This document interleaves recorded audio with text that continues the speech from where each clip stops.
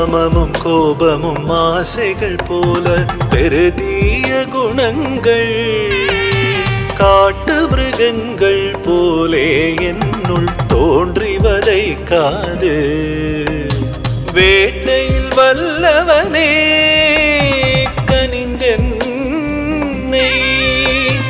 வேட்டையில் வல்லவனே கனிந்தென்னை காக்க வேண்டும்.